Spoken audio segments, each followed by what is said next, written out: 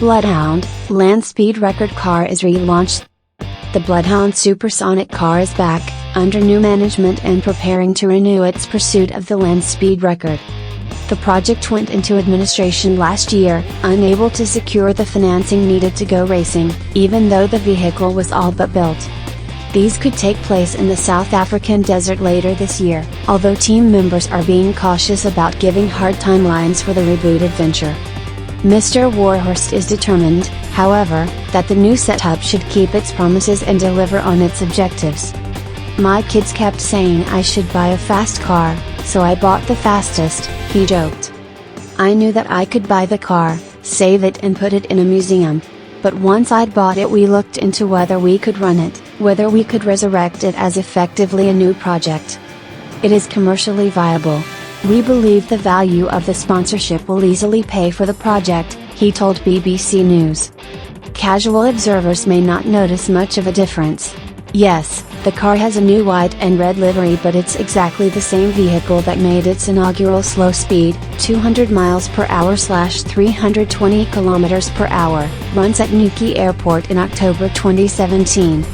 It will still be powered by a Rolls-Royce EJ200 jet engine and a Nama rocket, and RAF man Andy Green, the current land speed record holder, 763 miles per hour / 1,228 kilometers per hour, will do the driving.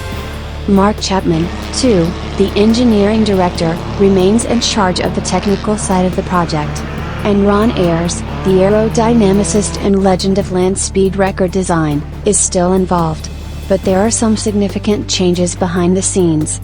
People might notice that the patchwork of sponsors' logos has gone. Previous statements of support were all contracted through the old holding company, Bloodhound Program Limited, which no longer exists. The new legal entity is Grafton LSR Limited, which has Mr. Warhorst as its CEO. The HQ has moved. It's no longer in the Bristol suburb of Avonmouth and has shifted along the Severn estuary to the University Technical Centre in the Gloucestershire town of Brookley. What fans really want to hear, however, is that the financial underpinning of the project has changed. It's understood Bloodhound will still pursue a sponsorship and partnership model, but Mr. Warhorst will act as a kind of guarantor, ready to step in if cash flow faces a bottleneck. Depending on how successful the project is in raising funds, the Barnsley entrepreneur, who made his money in turbochargers, could be putting his hand deep into his pocket, or not much at all. But that safety net was never there in the past, which meant that when cash coming into the project slowed, it would often be forced into hibernation. Momentum was lost. There is another key departure from the past approach. Sponsorship opportunities now include the product title and the car's livery. Bloodhound may not stay white and red for long.